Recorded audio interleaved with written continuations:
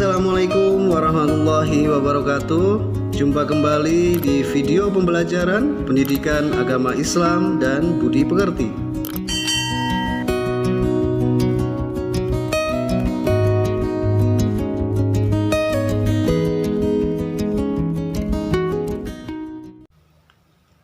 Bahasan kita kali ini adalah meyakini kitab-kitab Allah dan mencintai Al-Quran. Pengertian iman kepada kitab-kitab Allah. Iman kepada kitab Allah Subhanahu wa taala berarti percaya dan yakin dengan sepenuh hati bahwa Allah Subhanahu wa taala telah menurunkan kitab-kitabnya kepada para rasulnya.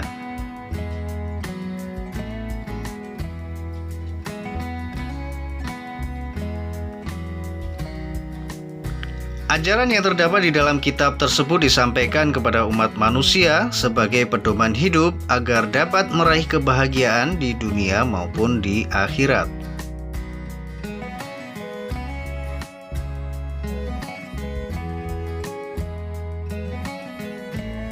Dengan adanya kitab-kitab Allah Subhanahu wa taala, manusia dapat membedakan mana yang benar dan mana yang salah, mana yang bermanfaat dan mana yang mengandung mudarat.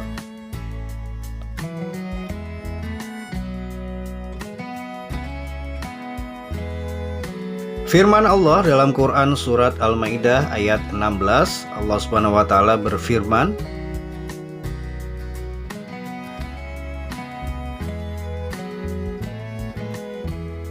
dengan kitab itulah Allah memberi petunjuk kepada orang yang mengikuti keridhoannya ke jalan keselamatan, dan dengan kitab itu pula Allah mengeluarkan orang itu dari gelap gulita kepada cahaya dengan izinnya dan menunjukkan ke jalan yang lurus.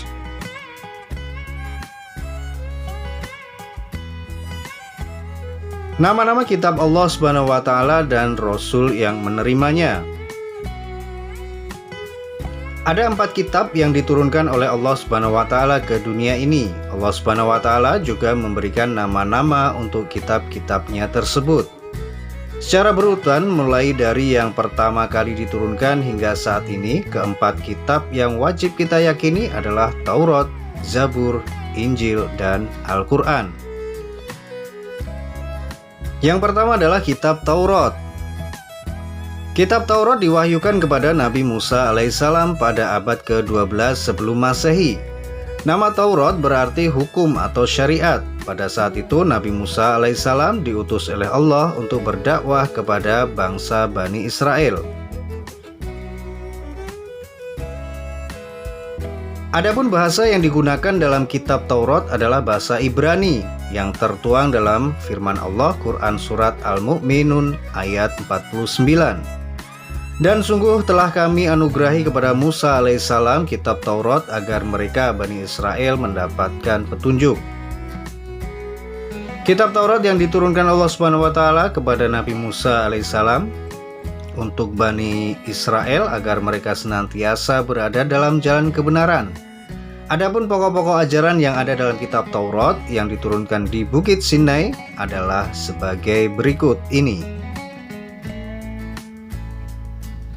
Yang pertama adalah perintah untuk mengesahkan Allah Subhanahu wa taala. Yang kedua adalah larangan menyembah patung atau berhala. Yang ketiga adalah larangan menyebut nama Allah Subhanahu wa taala dengan sia-sia. Kemudian yang selanjutnya, perintah menyucikan hari Sabtu. Kemudian selanjutnya adalah perintah menghormati kedua orang tua.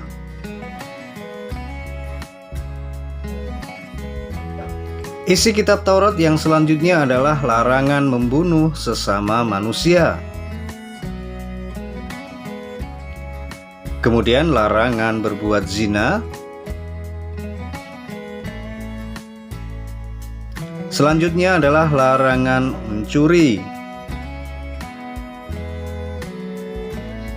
Larangan menjadi saksi palsu. Dan yang terakhir adalah larangan mengambil hak orang lain.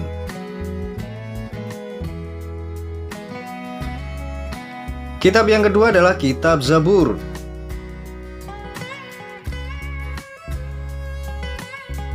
Kitab Zabur diturunkan Allah Subhanahu wa taala kepada Nabi Daud alaihissalam untuk bangsa Bani Israel atau umat Yahudi. Kitab ini diturunkan pada abad 10 sebelum Masehi di daerah Yerusalem. Kitab ini ditulis dengan bahasa Kipti.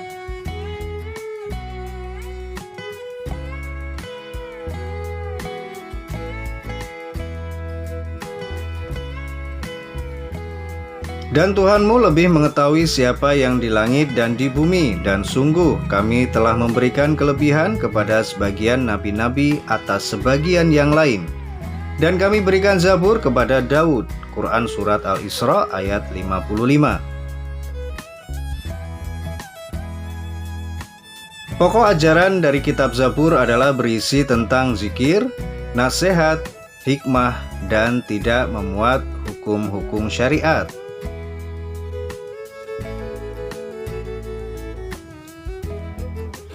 Kitab Zabur merupakan perintah bagi umat Nabi Daud agar bertauhid kepada Allah Subhanahu wa taala. Secara lengkapnya, berikut adalah isi pokok ajaran dari kitab Zabur.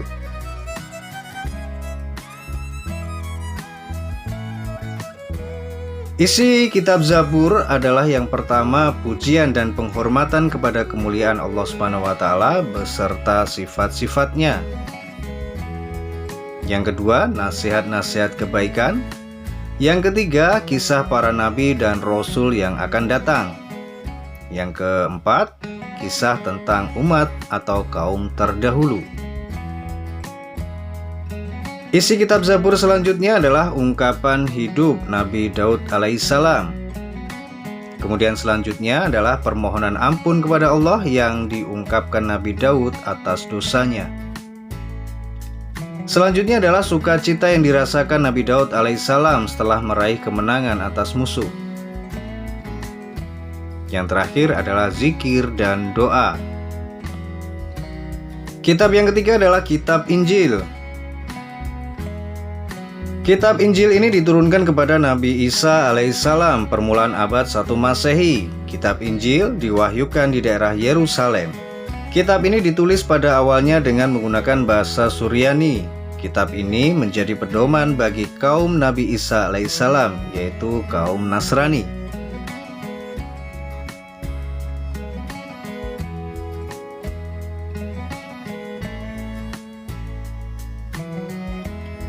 Dia Isa berkata, "Sungguhnya aku hamba Allah.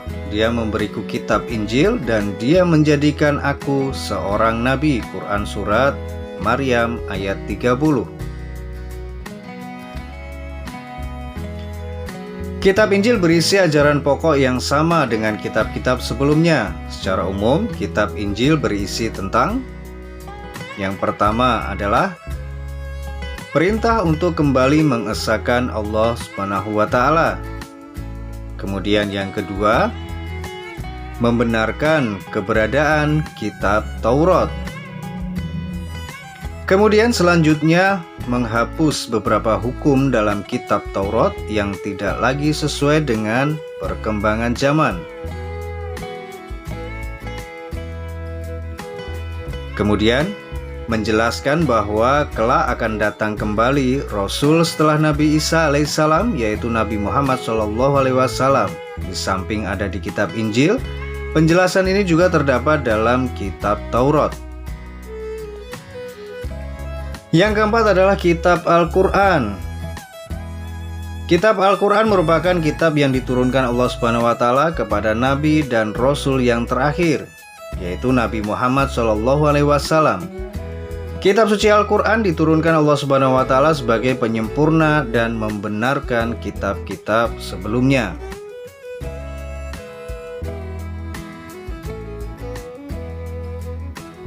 Dia menurunkan kitab Al-Quran kepadamu Muhammad yang mengandung kebenaran, membenarkan kitab-kitab sebelumnya dan menurunkan Taurat dan Injil. Quran Surat Al-Imran ayat ketiga.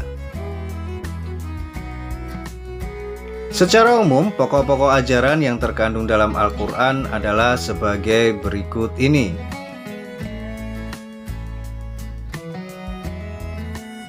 Yang pertama adalah akidah atau keyakinan, yaitu hal-hal yang berkaitan dengan keyakinan, seperti mengesahkan Allah Subhanahu wa taala dan meyakini malaikat-malaikat Allah Subhanahu wa taala. Berikutnya adalah akhlak atau budi pekerti, yaitu berkaitan dengan pembinaan akhlak mulia dan menghindari akhlak tercela.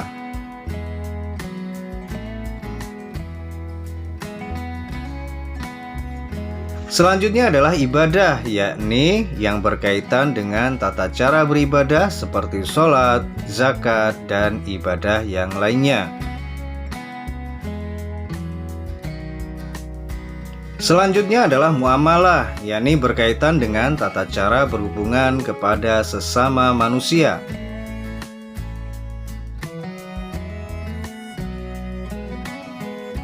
Selanjutnya adalah tarikh atau sejarah, yaitu kisah orang-orang dan umat terdahulu. Kitab Allah Subhanahu wa taala sebagai petunjuk manusia, kitab-kitab yang diturunkan Allah Subhanahu wa taala kepada manusia melalui utusannya dimaksudkan agar dijadikan petunjuk keberadaan manusia di muka bumi. Karena manusia diciptakan Allah Subhanahu wa taala, maka hanya kepadanya manusia menyembah. Kitab dan suhuf. Dalil nakli yang menyatakan bahwa suhuf itu benar adanya adalah firman Allah Subhanahu wa taala berikut ini. Sesungguhnya ini terdapat dalam kitab-kitab yang dahulu, yaitu kitab-kitab Ibrahim dan Musa. Quran Surat Al-A'la ayat 18-19.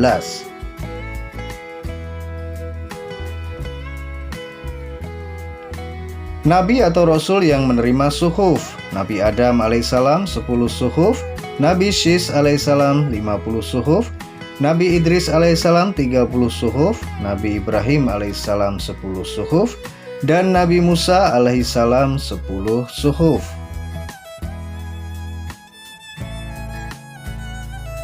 Perbedaan antara kitab dan suhuf. Kitab lebih lengkap dan rinci daripada suhuf.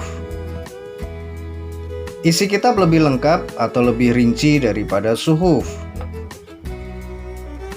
Kitab bersifat buku atau mushaf, sedangkan suhuf berupa lembaran. Persamaan kitab dan suhuf, persamaannya adalah keduanya sama-sama firman Allah Subhanahu wa taala yang diturunkan kepada para rasulnya. Penerima kitab dan suhuf hanya para nabi dan para rasul. Hikmah beriman kepada kitab Allah Subhanahu wa taala. Yang pertama, memberi petunjuk kepada manusia mana yang benar dan mana yang salah. Yang kedua, pedoman agar manusia tidak berselisih dalam menentukan kebenaran. Kemudian yang ketiga, memberikan informasi sejarah kehidupan orang-orang terdahulu. Hal ini bisa menjadi pelajaran hidup yang berharga bagi umat manusia saat ini. Kemudian selanjutnya manusia dapat mengetahui betapa besarnya perhatian dan kasih sayang Allah Subhanahu wa taala kepada para hamba dan makhluknya. Kemudian mensyukuri segala anugerah dan nikmat Allah Subhanahu wa taala, termasuk pemberian petunjuk yang benar melalui kitab-kitabnya. Dan yang terakhir, hati manusia menjadi lebih tentram dan menambah ilmu pengetahuan. Baik, demikianlah video pembelajaran kita kali ini. Semoga bermanfaat. Tetap semangat, tetap jaga kesehatan. Ketemu lagi di video pembelajaran berikutnya. Billahi fi sabilil haq fastabiqul khairat. Wassalamualaikum warahmatullahi wabarakatuh.